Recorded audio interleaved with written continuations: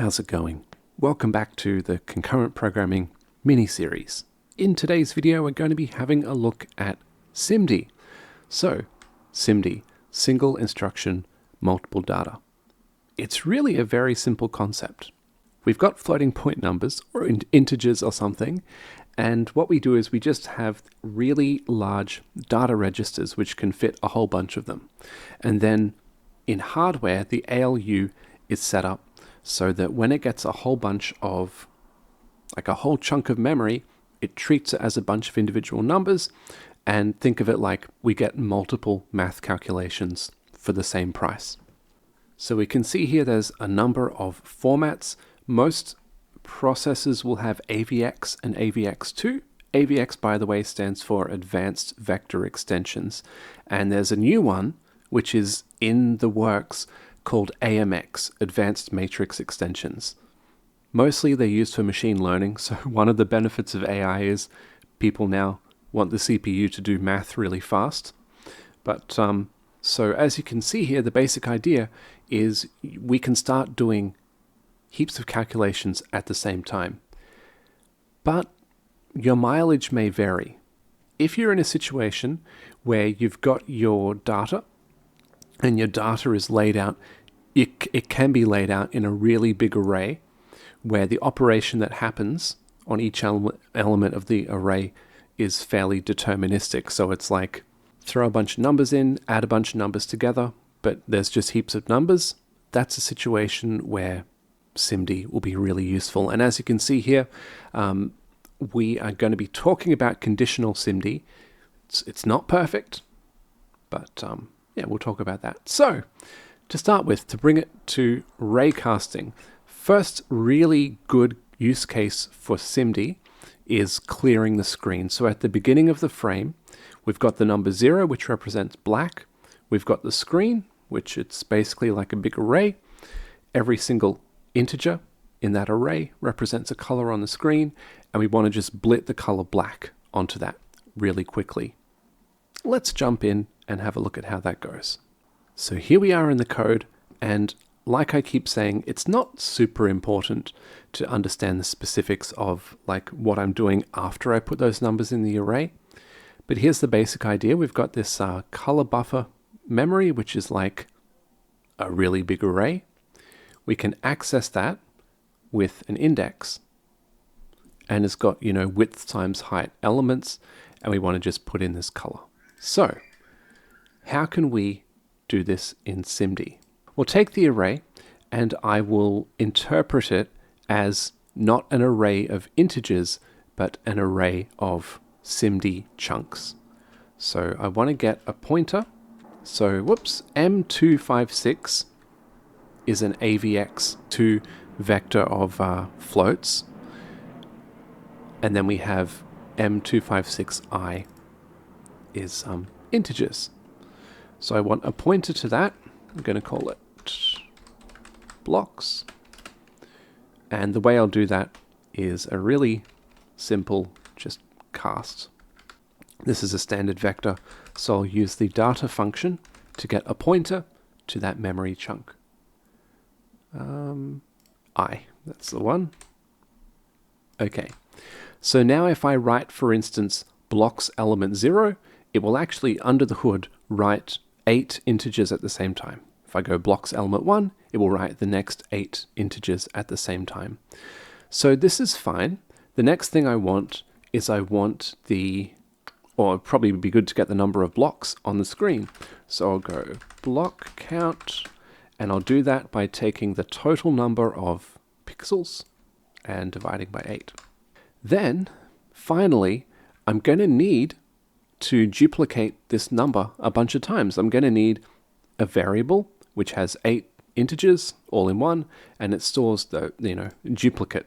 So what I'll do is I will declare, all right, I'll call this brush because it's a whole bunch of pixels. So by the way, what I'm doing here with these are called compiler intrinsics, and what this is doing is this is instructing the C++ compiler to use SIMD, basically. So what I want to do is I want to set a chunk, a 256-bit chunk, to one element, and this is EPI, that's extended precision integer. And the number I want to set is just whatever this color number is. So there we go. We've got that brush ready to go. And now what I'm going to do is I'm going to keep this loop here. I'll call this like block index. I'll get the corresponding element and I'll just, yeah, think of it like pasting 8 colors at once. Okay, so I'll just give this a go. Fingers crossed, hey? So there we go. Now if I look at performance, we've gone to 1900 frames per second. That's pretty good. Just for a comparison, yeah, before we were on like 400. So this is pretty good. We are now clearing the screen really quickly, and because we can see like the frame rate is so sensitive to those changes, this is what we could call a very hot piece of code. It's very sensitive to modification. So this is fine. In fact, if we go really far away, yeah, like we get really good performance. But then if we go close to something, like here, we're now going from that, SIMD clearing the screen to those vertical lines are being done sequentially, pixel by pixel, so you can really see the performance difference. Here, really fast. Here, not so fast. Anyway, very interesting. Okay, so this leads us into our next example, which is drawing vertical lines. Now, there's a difference between clearing the screen and drawing vertical lines. The screen has a nice number of pixels, which I'm guessing is always going to be divisible by 8. I've picked it nicely. But when we go to draw vertical lines, first up, the number of pixels we draw may not be divisible by 8. And then the beginning and end pixel numbers may not be divisible by 8. So the start of the line might be a little bit off. It's not something that we can neatly divide. It's also worth noting that I have set up the color buffer so that if we take one element in that array and we write it, then we get a pixel there. And then if we look at the next element in the array, we're not stepping horizontally through the screen, we're stepping vertically through the screen. That's just something that I set up under the hood. Makes line drawing a little faster. With all of that preamble, let's get in and draw some vertical lines. Okay, so here we can see sort of the routine for drawing a vertical line. We've got our x coordinate fixed and we're drawing between two y coordinates. And what we are doing is we are essentially just stepping sequentially. So I'm going to do something pretty similar. The first thing I'll do is the same as before. I will interpret the color buffer as a set of SIMD chunks, so I can write them one chunk at a time. I am not going to do a block count thing. Probably don't need that. But I am still going to have my brush. Now, the next thing I'm going to need is I'm going to need sort of the location of the top of the wall and then the padding that I'll need to have, because there's a pretty good chance that I'm going to need to fill in a few pixels and then start drawing SIMD at the top of the wall. And then at the bottom, I'll get to the bottom, I'll stop drawing SIMD, and then I might need to draw a few more pixels. So I'll declare a variable, call it pixel1, and this is the pixel location of the beginning of the wall.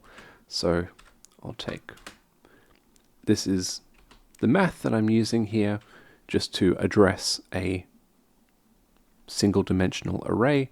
So for the given x, y coordinate here, this is the location of that x, y coordinate within the one-dimensional array. Then the next thing I'm going to need to do is I'm going to need to get the index of the block. So if I were to take this pixel, not worry about padding, and then look at like where is it within this array.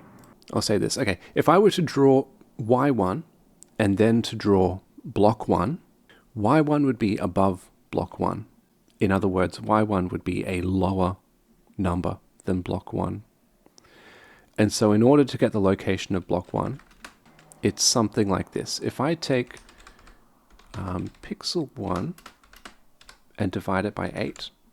That's almost what I want to do, but this will be rounding down.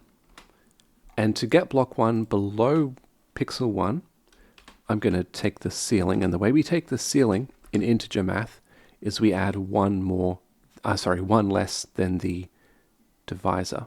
Okay, so then for my padding 1, I will take the larger number, which is block 1, because I rounded up, and I'll try to cast that back to pixel space. So multiply it by 8, and then I'll just get the difference there. Cool, and what I will do is I'll just visualize this. So we'll go, we'll start at y1, and then we will go up to y1 plus padding, just like that. So this is trying to visualize that little bit of padding that I added. This is, again, so look a bit strange, but this is like the extra little bit that I need to pad before I jump into accelerated drawing mode. And then similarly, I'll actually do the bottom right away. Let's do this. So pixel 2 will be the bottom, and we'll just get that by the same math, basically. Then block 2 I want to be above pixel 2. And so in order to do that, block 2 will have to be a lower number, and so I will round it down. Okay, and now in order to get padding 2, it'll be pretty similar, but the signs will just be reversed. So again, pixel 2 will be... Have you ever said something so many times that it just stopped making sense? I feel like I'm going off the deep end here with this pixel block stuff. But anyway, point is, pixel 2 is lower on the screen than the end of the SIMD chunk. And so to get that amount of padding, we're just going to have to take the lower pixel, which is the larger address number, minus the smaller address number. And I'll go ahead and I'll do this as well. So we are going to start at, let's go fully naive. So just y2 minus padding, and then going down to the bottom of that wall, just like that. Okay, give that a go. Okay, so now you can see that we have got both the top and the bottom of the wall. It's pretty nice. Okay, so now let's fill in the middle. And this is where the SIMD drawing is occurring.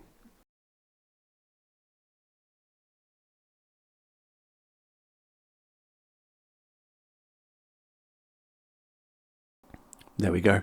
It's pretty simple. Cool. So as you can see, this is all filled in. Performance is looking pretty good.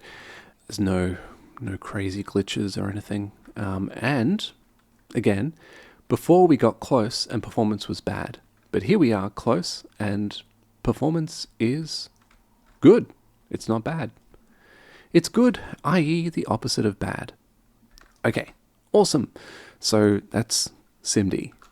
But wait, you say, you just picked low-hanging fruit. Short answer, yes. And the reason for that is that the elephant in the room here is that we're shooting out a bunch of rays in a for loop. So why not apply SIMD code there as well? Why not shoot out 8 rays at the same time? We get into diminishing returns. So I'll go on with this in a second, but I'll just bring up, I included a SIMD version of the raycasting stuff. So here it is. Here's the full SIMD version of the raycasting. We sort of set up a lot of this work, and then when we get in here.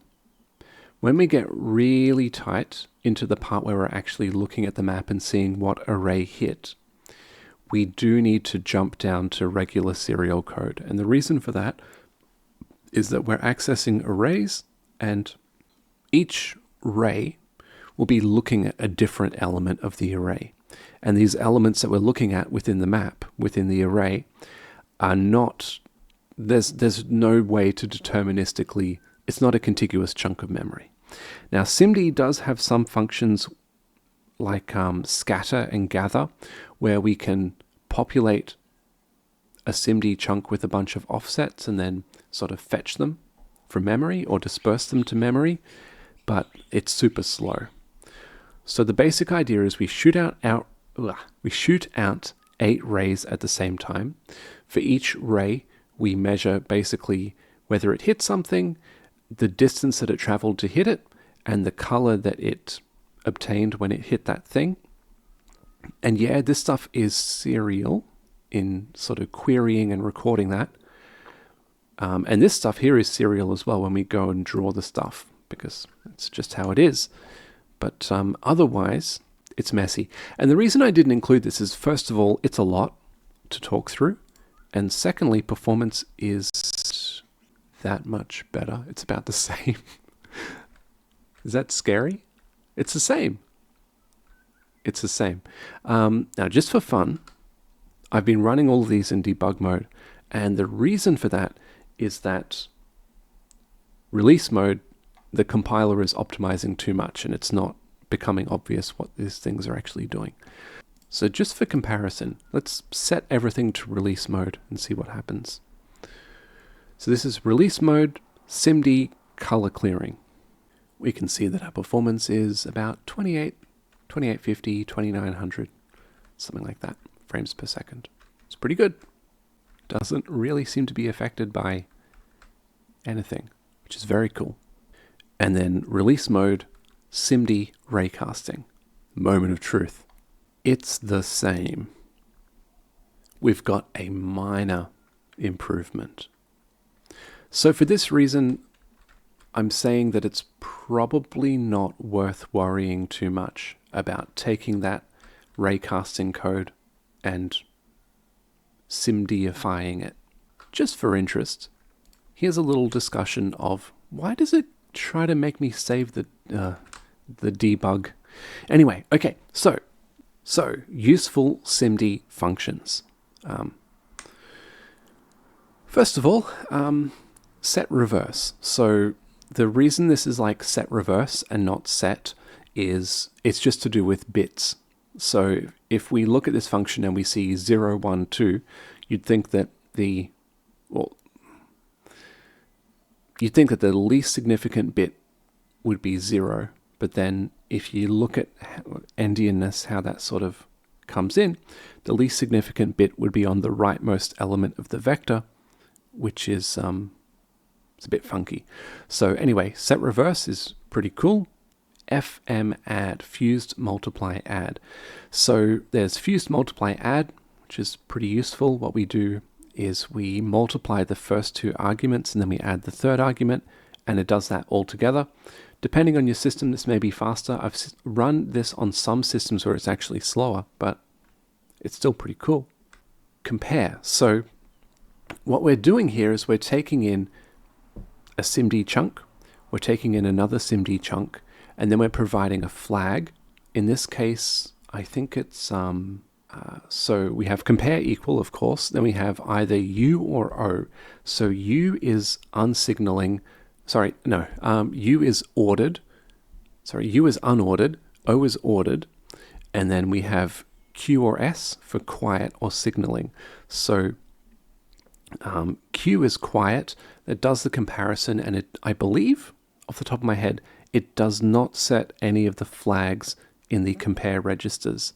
But then there's a signaling version which can set the flags in the compare registers. It really doesn't matter too much. I like to use UQ for most of mine. And by the way, also this PS here, remember EPI before was extended precision integer. There's also EPU, extended precision unsigned. PS is packed scalars. Packed singles, like single precision. There's also PD, packed doubles, for double precision numbers. But anyway, so what this does is element by element, it compares the numbers and says whether they're equal or not, and it produces a mask. Now that mask is going to have 4 floats, or 8 elements, and every one of those elements will either be all zeros or all ones, depending.